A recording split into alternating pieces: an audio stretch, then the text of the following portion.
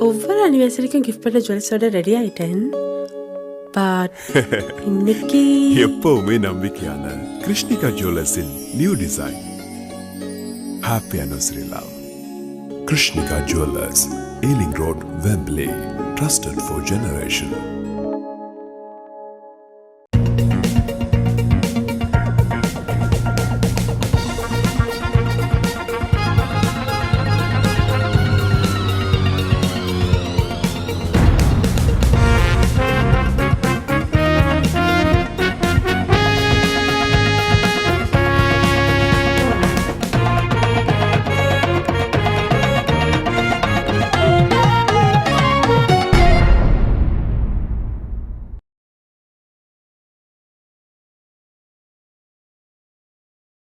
அனைத்துலக உயிரோடை தமிழ் ILC தமிழ் உயிரோடை தமிழர் அன்பர்களே, உலக நகர்வுகள் நிகழ்ச்சியில் இணைந்திருக்கிறீர்கள்.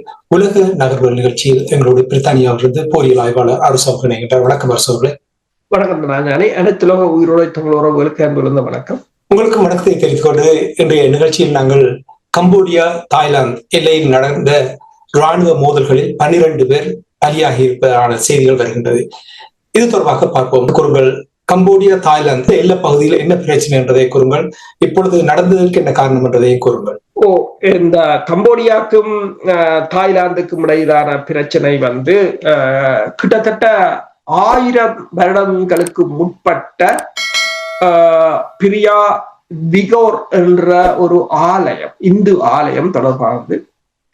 இந்த ஆலயம், அதாவது கம்போடியா பிரான்சின் காலனித்துவத்தின் கீழ் தான் இருந்தது. அதன் பிற்பாடு பிரான்ஸ் அதனை விடும்போது இந்த ஆலயத்தை கம்போடியாவிடம் தான் விட்டு சென்றார். Cambodia UNESCO world heritage side என்று சொல்லி 2008ஆம் ஆண்டே அதனை ரிஜிஸ்டர் பண்ணியிருந்தது. அது தாய்லாந்துக்கு மிகப்பெரிய ஒரு அதிர்ச்சி, மிகப்பெரிய ஒரு விசனத்தை ஏற்படுத்தியிருந்தது. தாய்லாந்து அதற்கு கடுமையான எதிர்ப்பையும் தெரிவித்திருந்தது. இருந்த போதும் இந்த ICJ என்ற ஐக்கிய நாடுகள் சபையின் நீதிமன்றம் கூட 1962ஆம் ஆண்டு 2013ஆம் ஆண்டுகளில் அது கம்போடியாவுக்குரியது என்ற தீர்ப்பை வழங்கினாலும் அதனை தாய்லாந்து ஏற்றுக்கொள்ளவில்லை.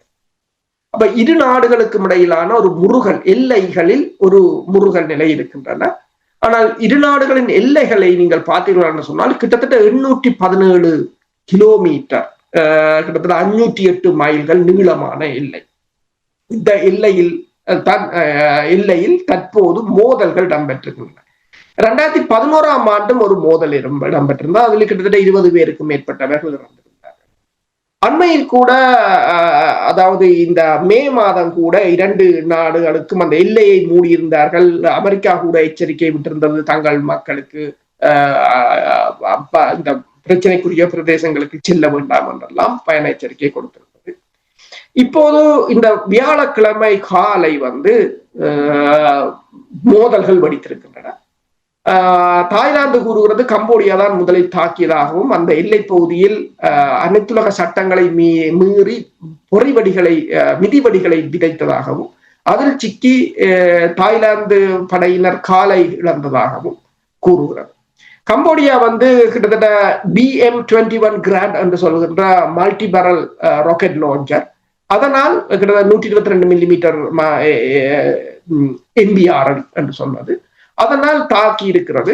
கிட்டத்தட்ட கேஸ் ஸ்டேஷனாக இருக்கலாம், வைத்தியசாலை, பள்ளிக்கூடங்கள், பொதுமக்களின் இடங்கள் தாக்கப்பட்டதாக தாய்லாந்து தெரிவித்திருக்கிறது. அதில் 12 பேர் இறந்ததாகவும் பெருமளவானவோர் காயமடைந்திருப்பதாகவும் கூறுகிறது. ஆனால் கம்போடியா கூறுகிறது தான் இராணுவ நிலையை தாக்கியதாக. ஒளிப்படங்களை பார்க்கும் போது அந்த வைத்தியசாலையில் முழுக்க இராணுவ வீரர்களாகத்தான் இருக்கிறார்கள். அது என்னவென்று தெரியும், சில பல இராணுவத்தினரின் வைத்தியசாலையா அல்லது இராணுவத்தினர் வந்தார்களா என்று தெரியவில்லை. ஆனால் கம்போடியா சொல்கிறது இவர்கள் அதை வைத்தியசாலை என்று கூறுகிறார்கள், அது இராணுவ தளம் என்று கூறுகிறது. அதன் பிற்பாடு தாய்லாந்து F-16 ரக அமெரிக்காவின் விமானங்கள் அவர்களிடம் இருக்கின்றன. தாய்லாந்து அமெரிக்காவின் ஒரு கூட்டாளி நாடு, அதாவது நான் நேட்டோ அலையன்ஸ் பார்ட்னர் என்று சொல்லலாம். தாய்லாந்தை அமெரிக்காவுடன் தான் கிட்டத்தட்ட 1982ஆம் ஆண்டிலிருந்து அமெரிக்காவின் 7வது பசிபிக் பிராந்திய கட்டளை மையத்துடன் இணைந்து இவர்கள் அடிக்கடி பயிற்சிகளை மேற்கொள்வதுண்டு. தாய்லாந்திடம் இருக்கின்ற ஆயுதங்களும் அமெரிக்க ஆயுதங்கள் தான். ஆனால் தற்போதைய காலகட்டத்தில் அது மெல்ல மெல்ல சீனாவுடனும் நல்ல நெருக்கமான உறவுகளை வளர்த்துக் கொண்டுதான் வருகின்றது. அப்ப தாய்லாந்து வந்து தனது F-16 விமானங்கள் மூலம் 2 குண்டுகளை வீசியதாக கூறப்படுகிறது. அந்த கம்போடியா படையினரின் 2 பிராந்திய தலைமையகங்கள் தாக்கப்பட்டதாக தாய்லாந்து தெரிவித்திருக்கிறது. கம்போடியா 2 குண்டுகளும் வீதிகளில் விழுந்ததாக கூறுகிறது. அதனை உறுதிப்படுத்த முடியவில்லை. படைபலம் என்று நீங்கள் பார்த்தீர்கள் என்று சொன்னால் தாய்லாந்து வந்து கம்போடியாவை விட மிகவும் அதிக படைபலத்தில் முன்னணி நிற்கின்ற நாடு தாய்லாந்து. உதாரணமாக தாய்லாந்தின் 3,60,000 படையினர், கம்போடியா 1,70,000. தாய்லாந்து பாதுகாப்பு செலவினம் கூட 5.8 பில்லியன், அதாவது 5,800 மில்லியன். கம்போடியா 668 மில்லியன் தான். கிட்டத்தட்ட தாய்லாந்தின் பாதுகாப்பு செலவினம் 8 மடங்கு கூட கம்போடியாவை விட. விமானங்கள் என்று பார்த்தால் தாய்லாந்திலும் F-16 விமானங்கள், ஸ்வீடன் கிரிப்பன் ரக விமானங்கள் 12, மற்றது F-5 ரக விமானங்கள் என்று இருக்கின்றது. அமெரிக்காவின் கோப்ரா உலங்கு வானூர்திகள், மற்றது பிளாக் ஹாக் உலங்கு வானூர்திகள், தாக்குதல் வானூர்திகள் இருக்கின்றன. ஆனால் கம்போடியாவிடம் வான்படை தாக்குதல் விமானங்கள் என்று பெரிதாக இல்லை. உலங்கு வானூர்திகளும் நீங்கள் பார்த்தீர்கள் சொன்னால் சோவியத் ஒன்றியத்தின் காலத்தில் தயாரிக்கப்பட்டது அல்லது சீனாவின் பழைய உலங்கு வானூர்திகள்லாம் அவர்களிடம் இருக்கின்றது. ஆனால் ஒரே ஒரு அட்வான்டேஜ் கம்போடியாக்கு என்னென்று சொன்னால், இந்த கெரில்லா வார்ஃபேர் என்று சொல்றது, பதுங்கி தாக்குதல் அல்லது ஊடுருவி தாக்குதல்களில் கம்போடியாவுக்கு நல்ல அனுபவங்கள் இருக்கின்றது என்று கூறப்படுகிறது. தாய்லாந்தின் ஒரு பிரச்சனை என்னவென்று சொன்னால், அவர்கள் ஒரு மரபு வழி போருக்கு ஏற்றவர்களாக இருந்தாலும் அவர்களுடைய நாட்டில் வந்து மிகப்பெரிய ஒரு பிரிவினைகளும் ஒரு உறுதியற்ற அரசியல் தன்மையும் இருக்கின்றது என்றுதான் கூறப்படுகின்றது. இப்ப கம்போடியாவில் நீங்க பாத்தீங்கன்னு சொன்னால், இப்ப கன் ஜென் என்றவர் தான் முன்னர், அதாவது 40 வருடங்களாக அங்கு அரசு தலைவராக அந்த அரசை வழிநடத்தி வந்திருந்தார். பின்னர் ஏற்பட்ட போராட்டங்களை அடுத்து அவர் வந்து தனது மகன் வந்து கென் மெனட்டிடம் அந்த பதவியை கொடுத்திருந்தார். ஆனால் தாய்லாந்து பிரதமருக்கும், அதாவது பெட்ரோடான் சினவத்ரா என்று கூறுவது, அவருக்கும் கம்போடியா பிரதமருக்கும் இடையிலான அவர்களுக்கும் இடையிலான தொடர்புகள் அண்மையில் வெளிவந்ததை தொடர்ந்து கடந்த மாதம் தாய்லாந்து பிரதமர் பதவி நீக்கப்பட்டிருந்தார். இப்போது பும்தப் வெசன்ட்ரோய் என்றவர் தான் தற்போது இடைக்கால பிரதமராக இருக்கின்றார். அரசியல் ரீதியாக தாய்லாந்து ஓரளவு பலவீனமான நிலையில் தான் இருக்கின்றது. ஆனால் இந்த தாக்குதல் வந்து, இந்த போர் வந்து ஏசியன் என்ற ஒரு மகாநாடு இடம்பெற்றிருந்தது கோலாலம்பூரில். இந்த ஆசிய நாடுகளின் உறுதித்தன்மை, பொருளாதார வளர்ச்சி, பாதுகாப்பு தொடர்பானது. ஆனால் இந்த ஏசியன் கூட்டணியில் இருக்கின்ற நாடுகளுக்குள்ளேயே பெருமளவான பிளவுகளும் போர்களும் இருக்கின்றன.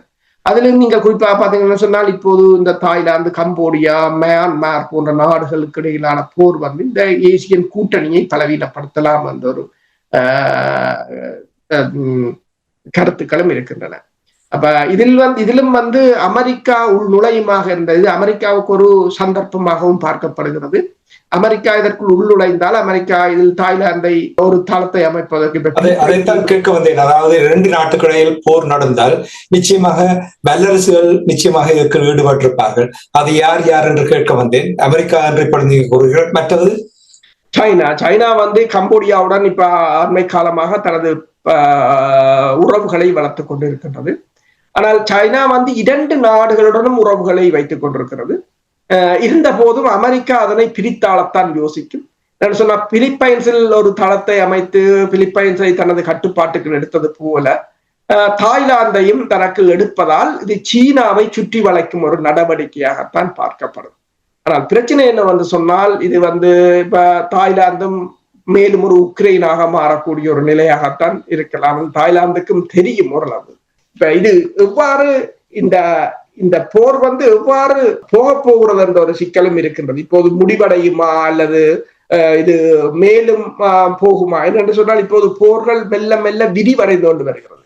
உக்ரைன் ரஷ்ய போர், வேந்து இஸ்ரேல் பலஸ்தீனம், இஸ்ரேலுக்கும் ஈரானுக்கும் இடையில், பிறகு இஸ்ரேல் சிரியா போர், பிறகு அதற்கு பிறகு இஸ்ரேல் ஏமன் போர், அதுக்கு பிறகு இப்போ அசர்பைசானுடனான முருகல் நிலை, இப்போது அதுக்கு பிறகு பாகிஸ்தான் இந்திய போர், இப்போது தாய்லாந்து கம்போடியாவில் நிற்கின்றது. அப்ப பல முனைகள் மெல்ல மெல்ல விரிவடைந்து கொண்டுதான் போகின்றது. ஏதோ ஒரு காரணங்களை காட்டி, ஏதோ 40 வருஷத்துக்கு முந்தின காரணங்களை காட்டி கூட இப்ப அந்த போரை ஆரம்பிக்கிறார்கள். இப்ப இது தொடர்பாக இந்த பொலிட்டிக்கல் சயின்ஸ் பேராசிரியர் தாய்லாந்து பல்கலைக்கழகத்தின் அவர் CNN-க்கு தகவலை வெளியிட்டிருந்தார். அவர் கூறியிருந்தார் இந்த போர் இப்போதைக்கு நிறுத்துவதற்குரிய சாத்தியக்கூறுகள் குறைவே என்று சொன்னால் தாய்லாந்து ஒரு வான் தாக்குதலை நடத்தி இருக்கின்றது. அப்ப அதற்கு பதிலடியாக கம்போடியாவும் தனது தாக்குதல்களை நடத்தலாம் என்ற வழியால் இன்னும் சில தினங்களில் இந்த போர் கொஞ்சம் மோசமடையலாம் என்று அவர் கூறியிருக்கின்றார்.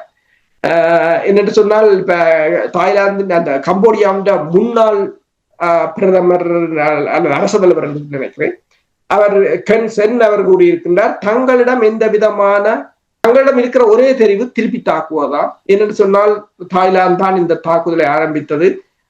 யுனெஸ்கோவினால் அங்கீகரிக்கப்பட்ட அந்த பிரதேசத்தை, அந்த கோயிலையும் அல்லது ICJ-யினால் அங்கீகரிக்கப்பட்ட அந்த தீர்ப்பையும் அது ஏற்றுக்கொள்ள மறுக்கிறது என்ற தொனியில் தான் அவர் கூறியிருக்கிறார். தாய்லாந்து கூறியிருக்கின்றது கம்போடியா தான் தாக்குதலை ஆரம்பித்தது. கம்போடியாவின் ராணுவத்தினர் ட்ரோனை அனுப்பியனால் தான் தாய்லாந்து தாக்கி இருக்கிறார்கள் என்று கூறுகிறார்கள். நீங்களே அடிக்கடி கூறிக்கொண்டு வருகின்றீர்கள், இனிவரும் காலங்களில் ட்ரோன் தான் தலையடியை தரப்போகின்ற என்று கூறினீர்கள். அப்படி கம்போடியா தான் முதலில் அனுப்பியிருந்தார்களா? உண்மைதான், கம்போடியா அனுப்பியிருந்ததாக கூறப்படுகிறது ட்ரோன். அதன் பிற்பாடு தாய்லாந்தும் ட்ரோனை அனுப்பியதாக கூறப்படுகிறது.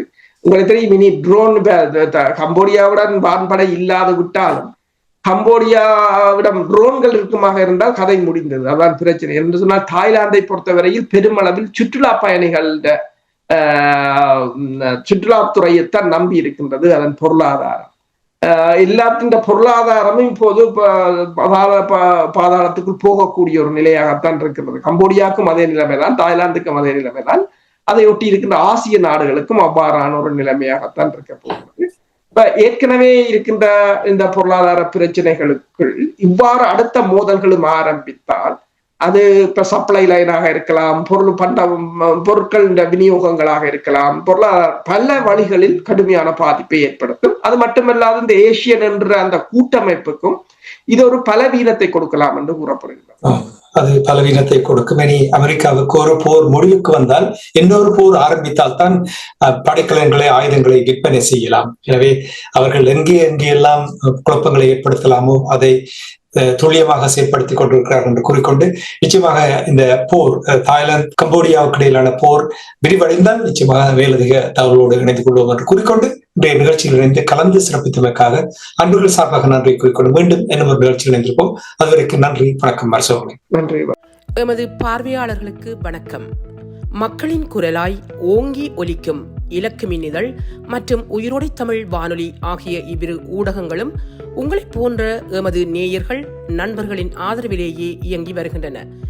மிக குறைந்த வளங்களுடன் பல இடர்கள் மற்றும் தடைகளை தாண்டி பயணிக்கும் எமது ஊடகங்களின் பணிகள் மேலும் வளர உங்களால் முடிந்த நிதியுதவியை வழங்கி இன்னும் காத்திரமான செயற்பாடுகளை முன்னெடுக்க உதவுமாறு மிகவும் பணிவன்புடன் வேண்டி நிற்கின்றோம்.